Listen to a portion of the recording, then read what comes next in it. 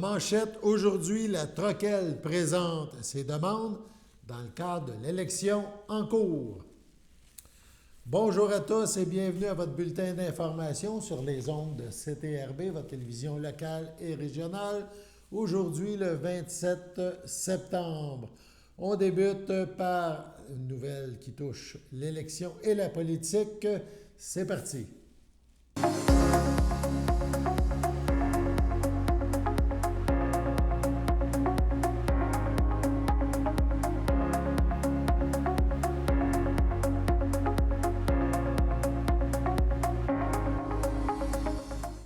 Dans le cadre de la campagne électorale québécoise en cours, la table régionale des organismes communautaires autonomes de Lanaudière, on parle de la Troquelle, tenait sa conférence de presse dans le cadre justement de ces élections québécoises.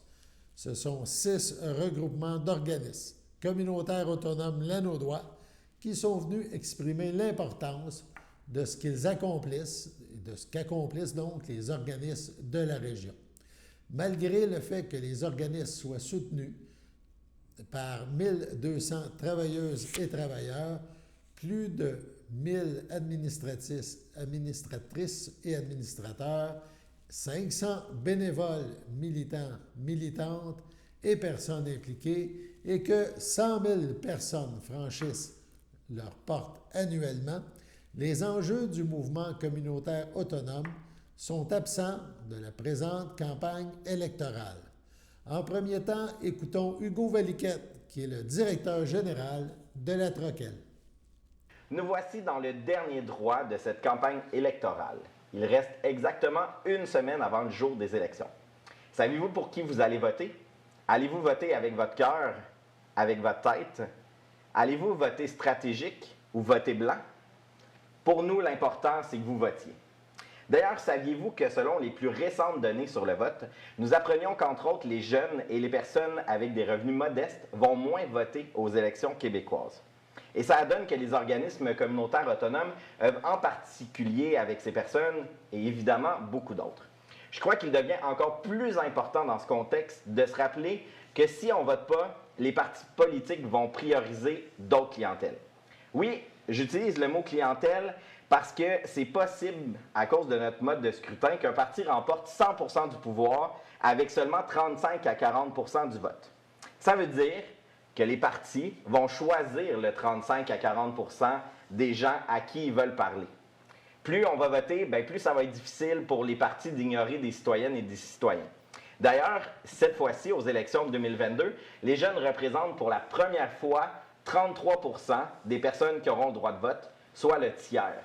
C'est un grand pouvoir collectif et j'espère que tout le monde, que ce soit les jeunes, les personnes âgées, les personnes avec n'importe quel revenu, vont décider à aller faire un vote le 3 octobre prochain ou même aujourd'hui par anticipation.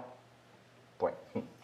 Et justement, ce matin, je suis accompagné de 6 regroupements régionaux d'organismes communautaires autonomes qui œuvrent pour la santé mentale, les jeunes, la défense collective des droits, les familles, le développement local et communautaire et les personnes handicapées. Évidemment, le mouvement communautaire autonome rejoint encore plus de personnes. Je pense aux femmes, aux hommes, aux personnes LGBTQI2A, aux personnes issues de l'immigration, aux personnes aînées. Notre mouvement est inclusif et rassembleur. Ceci dit, c'est important pour nous de collectiviser les enjeux du mouvement d'action communautaire autonome.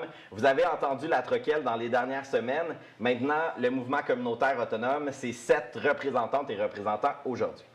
Je vous rappelle que le mouvement communautaire autonome lanaudois, c'est 200 organismes communautaires autonomes, 1200 travailleuses et travailleurs, plus de 1000 administratrices et administrateurs, près de 5000 bénévoles, militantes, militants et personnes impliquées.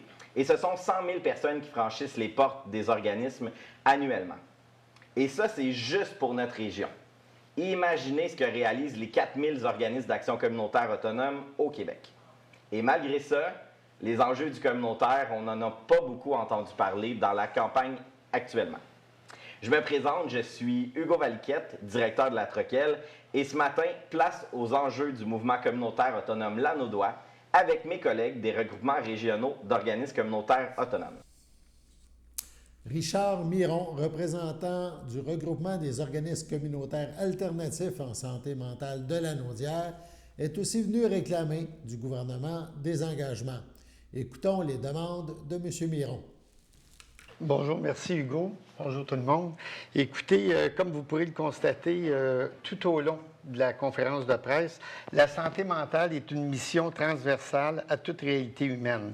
Effectivement, elle vient teinter le quotidien de tous et chacun, que ce soit dans le milieu scolaire, milieu du travail, milieu familial, social. La santé mentale est un concept d'actualité. Bien que, pour plusieurs, la santé mentale soit tributaire de composantes biologiques et pharmacologiques, la qualité du filet social vient l'influencer de façon proportionnelle. C'est-à-dire qu'un filet social fort qui prend soin de tous est garant d'une population en santé, tandis qu'un filet social troué ou effrité, laissant tomber une majorité de personnes en prenant soin d'une élite, vient influencer négativement la santé de la population. Ce qui nous amène à parler des divers enjeux de la santé mentale. Il va de soi que dans les enjeux, nous allons présenter ou s'inscrire dans la reconnaissance de la diversité des besoins, le respect des droits de chacun, dont le droit de choisir, tout en dénonçant la stigmatisation et la discrimination à l'égard des personnes vivant ou ayant vécu un problème de santé mentale et ou les membres de l'entourage. Le contexte qui prévaut au Québec actuellement soulève plusieurs inquiétudes. La crise sanitaire qu'on ne peut passer sous silence aura exacerbé la souffrance psychique des gens, creusé des inégalités sociales, augmenté la pauvreté et sans aucun doute, elle aura créé davantage l'écart entre les classes socio-économiques. Ce n'est pas anecdotique si l'on parle actuellement de crise de logement, d'inflation, de l'augmentation du panier d'épicerie. Voilà autant de facteurs qui vont influencer le sentiment de sécurité de chaque individu. D'où l'importance que le prochain gouvernement s'engage d'abord à s'investir dans le logement pour assurer la disponibilité, l'accessibilité ainsi que la salubrité. Si beaucoup de citoyens trouvent pénible la recherche d'un logement correspondant à leurs besoins, imaginez-vous qu'en est-il d'une personne souffrant d'un problème de santé mentale? Bon crédit, emploi stable, sans enfants, sans animaux, non-fumeurs, autant de critères qui s'ajoutent à la stigmatisation, la discrimination et l'incompréhension au niveau des problèmes de santé mentale. Souvent, sans connaissance de leurs droits et fragilisés, plusieurs de ces personnes acceptent l'inacceptable en termes de dignité et de qualité de vie. À investir dans des politiques alimentaires favorisant des initiatives pour contrer le gaspillage alimentaire, tout en rendant accessible la diversification du panier d'épicerie, mais aussi en valorisant le commerce de proximité. Ce faisant, le gouvernement aidera l'ensemble de la population à avoir une alimentation saine, durable et à juste prix, puisque quand les revenus ne suivent pas, c'est l'alimentation qui génère des coupures et l'anxiété de ne pas pouvoir boucler son budget. Autre point, à investir dans les mesures incitatives pour favoriser le maintien des personnes en emploi, et ce, de diverses façons. Par exemple, en permettant de combiner aide sociale et un travail à temps partiel au-delà d'un maximum de 200 $ par mois.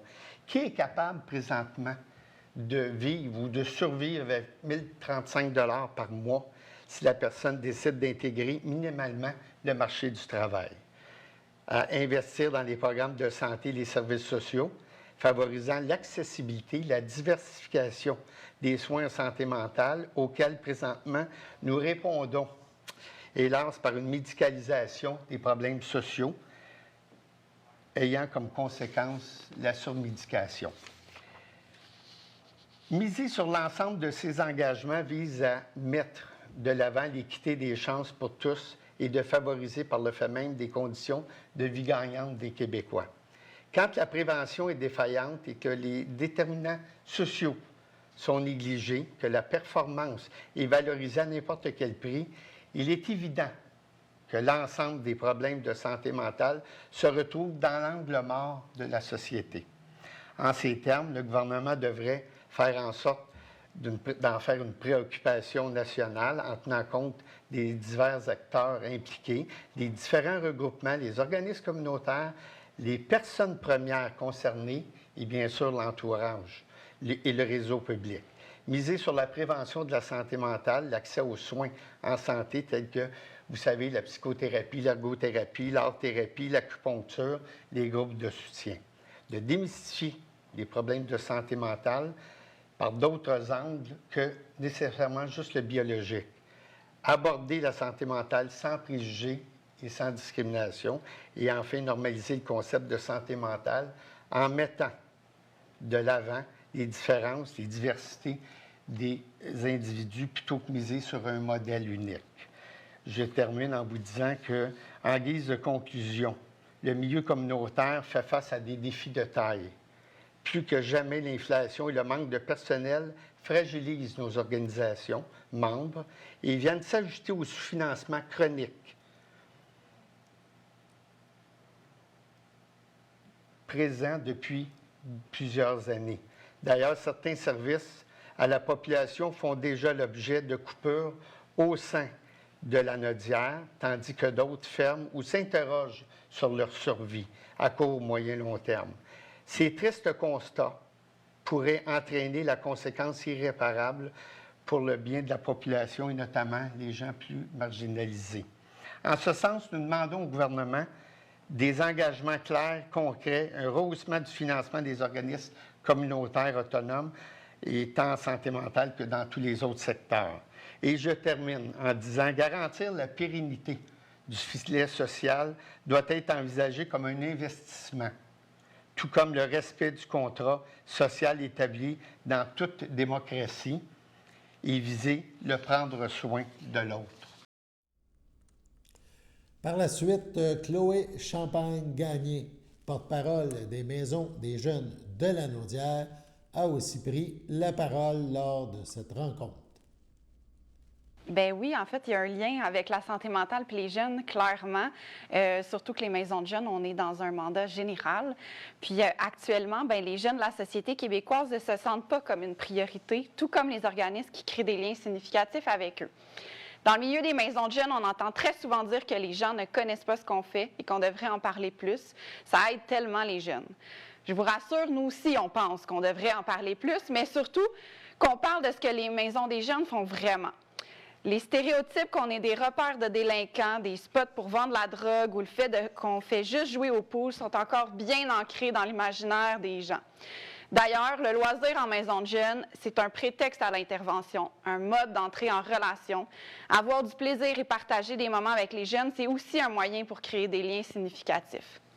Nos approches alternatives confrontent les façons de faire habituelles des réseaux publics et plusieurs pensent que nous ne sommes pas partie prenante des services sociaux, de l'éducation et de la jeunesse. Et pourtant, malgré tous nos efforts, on doit encore se battre pour être traités comme des professionnels. On doit même défendre nos approches d'intervention qui ont longtemps été regardées de haut. Maintenant, on doit composer avec des programmes qui se sont appropriés nos approches sans reconnaître l'expertise qui était déjà existante et bien ancrée dans la communauté.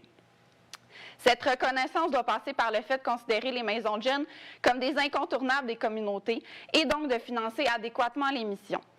En offrant un financement adapté, on sera enfin capable de payer nos employés selon des conditions qui se comparent au réseau public, car nous avons des intervenantes et intervenants qui ont les mêmes formations académiques et les mêmes compétences que les intervenantes et intervenants du réseau. Pour plusieurs, l'écart trop grand entre les moyens du public et les organismes, c'est qu'aux communautaires, on y travaille par vocation. Je vous confirme que mon propriétaire n'accepte pas la vocation comme paiement le premier du mois et que non, je ne suis pas capable de m'acheter une maison actuellement. Le financement à la mission, c'est aussi pour avoir un nombre suffisant d'employés dans nos organismes. Parfois, on doit refuser des projets, des partenariats par manque d'effectifs. Nos différents regroupements comme la Troquelle ou le regroupement des maisons de jeunes du Québec travaillent tellement fort pour représenter leurs membres et on sent souvent qu'ils ne sont pas écoutés. Ils ont des recommandations claires sur comment aider les organismes communautaires autonomes qui survivent depuis des années avec très peu de moyens. Si un seul message devait être entendu aujourd'hui, selon moi, ce serait d'écouter, d'inclure, de consulter, de co-construire, vraiment co-construire avec les regroupements qui portent des revendications pour les organismes, que ce soit par rapport au financement par projet qui prennent de plus en plus de place ou les règles de reddition de comptes qui sont parfois contre-productives et rigides. Il y a des moyens vraiment simples et réalistes pour soulager les organismes. Saviez-vous que les maisons de jeunes sont dans les organismes de leur secteur les moins financés et qu'en plus, la région de la Naudière est une des régions les moins financées? Donc, être une maison des jeunes dans la Naudière, actuellement, c'est un grand retard au niveau du financement. On ne se sent pas reconnu comme si on n'était pas important et que les ados non plus ne l'étaient pas. Les ados, ce n'est pas la cause la plus populaire. Comme généraliste, on tente de toucher à tous les sujets, toutes les problématiques, parce qu'on accueille des ados avec des réalités tout aussi différentes les unes que les autres. C'est moins glamour, moins politique et moins flashy de s'occuper des ados en général. J'aimerais tellement qu'on valorise enfin la prévention. On accueille les ados, peu importe ce qu'ils vivent et qui ils sont. Et on les accompagne pour qu'ils prennent confiance, se découvrent et évoluent. C'est la plus belle des missions, mais on doit être soutenu par notre société pour pouvoir la vivre pleinement. Est-ce que les élections 2022 vont mettre la jeunesse, peu importe leur réalité, au cœur des priorités? Après tout, ils sont tout autant citoyens que les électeurs et ils vivent et expérimentent la société québécoise eux aussi. C'est en leur donnant un sentiment d'appartenance et la possibilité d'être qui ils sont qu'ils seront de plus en plus des citoyens actifs, critiques et responsables, comme le scandent haut et fort les maisons des jeunes depuis plus de 40 ans. Sur ce, allons à la pause. Bonjour, je me présente Jean Latour. Ça fait 60 ans, ça fait moins de 40 ans que je travaille dans le public. J'ai un message à faire à tous les clients qui ont été bien servis par moi. C'est à votre tour d'avoir un service de voter pour ma nièce Amélie Drainville pour QS, Québec solidaire. Et en passant, ça fait des années qu'on dit qu'il n'y a pas de jeunes qui se présentent. Il y en a une, profitons-en, on va l'aider. Merci beaucoup. Ensemble, gagnons Berthier!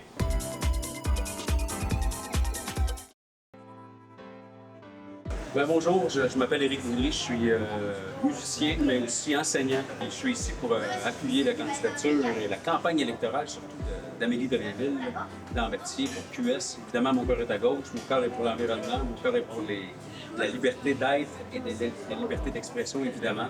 Puis on sera ici pour célébrer la victoire, le 3 octobre prochain. Ensemble, gagnons Berthier.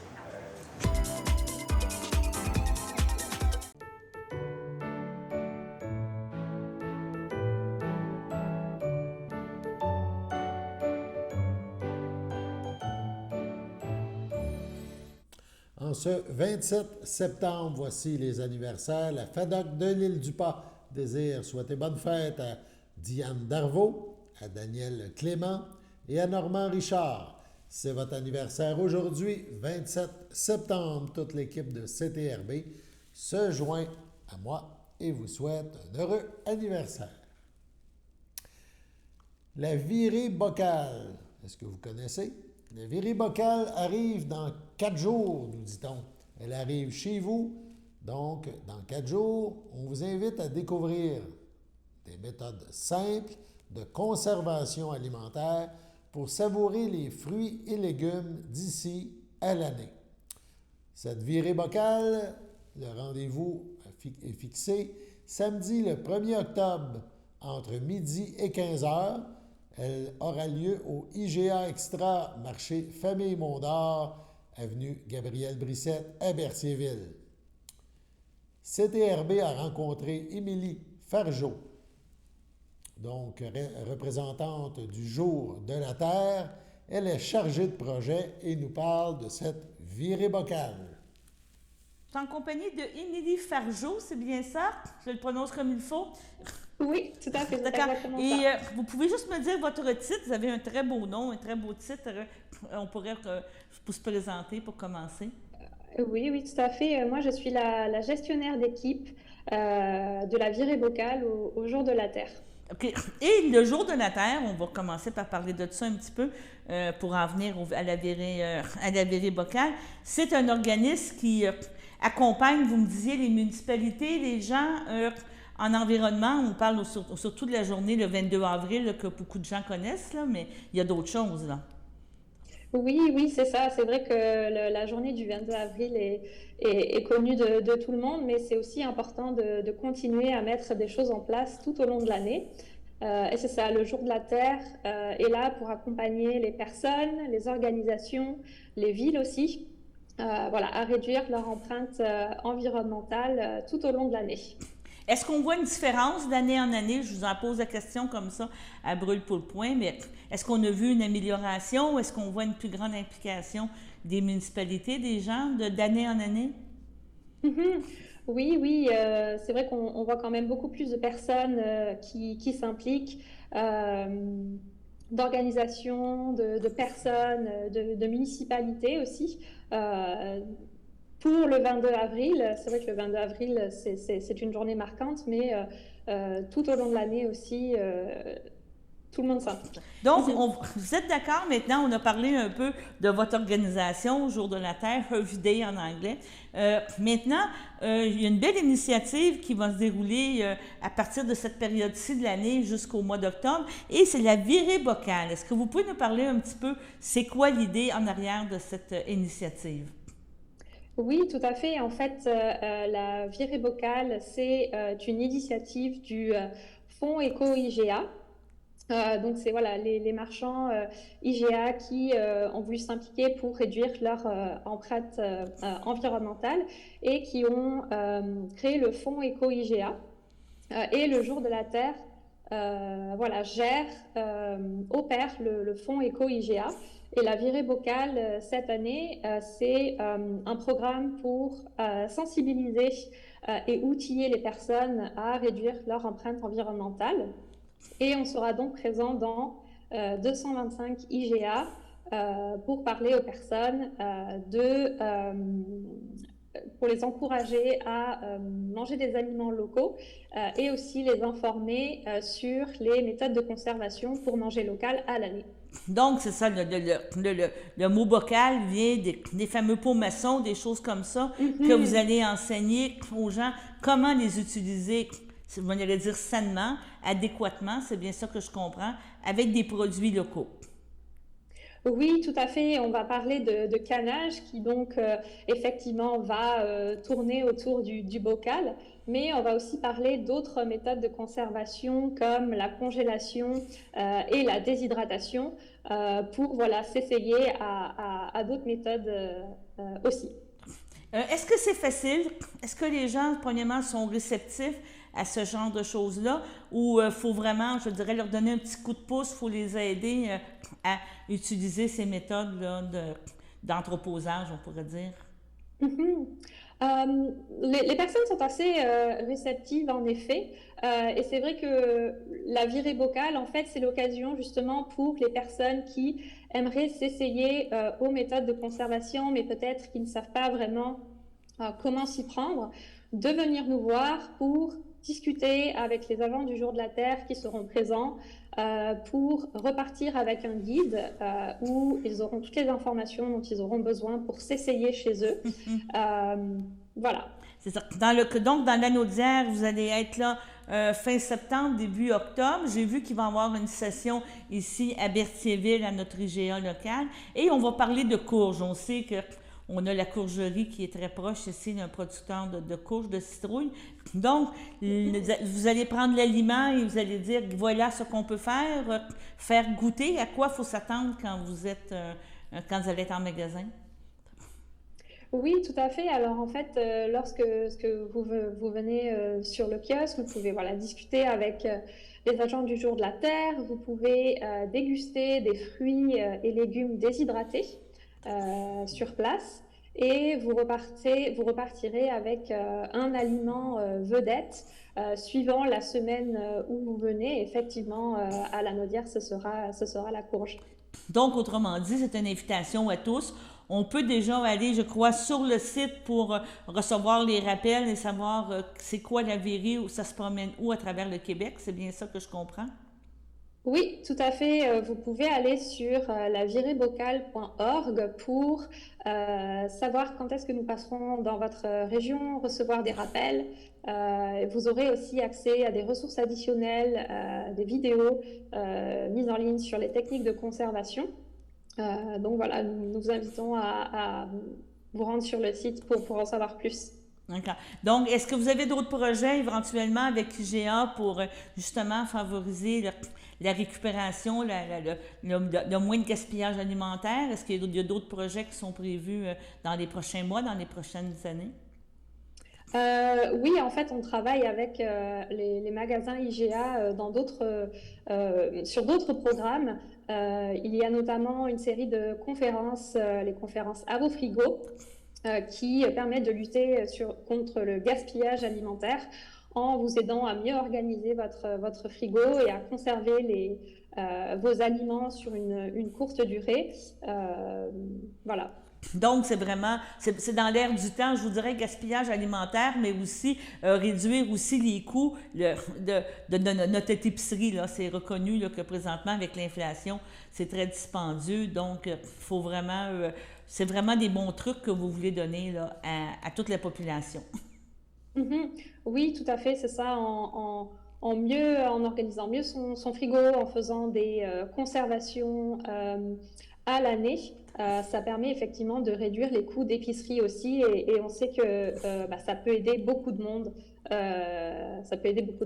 Donc, l'idéal, c'est s'abonner, j'imagine, sur les pages Facebook du Jour de la Terre, là, ou soit sur les infolettes, et on va recevoir toutes les informations pour toutes les conférences que vous offrez. C'est bien ça? Oui, voilà. Si vous allez sur le site du Jour de la Terre pour vous inscrire et recevoir notre infolettre, vous aurez tous les détails de ce programme-là et de nos autres programmes aussi, si ça vous intéresse. Bon, bien d'accord. Je vous remercie beaucoup, Émilie. Merci, c'est bien apprécié. Sur ce, passons à la météo.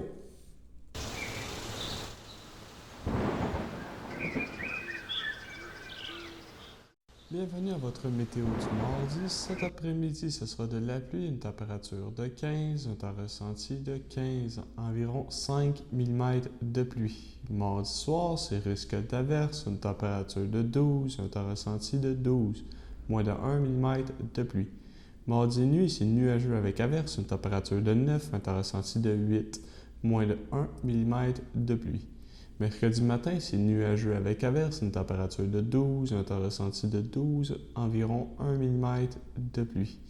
Mercredi après-midi, c'est risque d'averse, une température de 15, un temps ressenti de 16, moins de 1 mm de pluie. Mercredi soir, c'est ciel variable, une température de 13, un temps ressenti de 12, pas de pluie. Et voilà, c'était tout pour votre météo. C'était votre bulletin d'information sur les ondes de CTRB, votre télévision locale et régionale, en ce 27 septembre. Alain Bellumeur au pupitre. On remercie toute l'équipe de production et on vous invite à être des nôtres demain pour la prochaine édition du bulletin d'information sur les ondes de CTRB, votre télévision locale et régionale. Merci et à demain.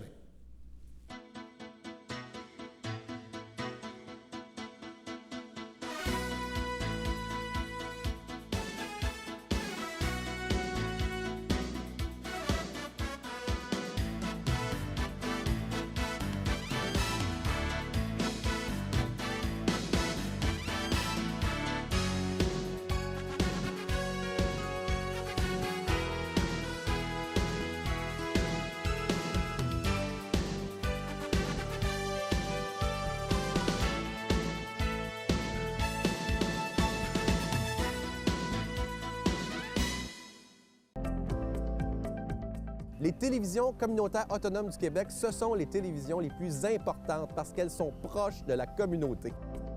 On veut encourager des gens qui parlent de ce qui nous intéresse, mais aussi qui participent au développement local.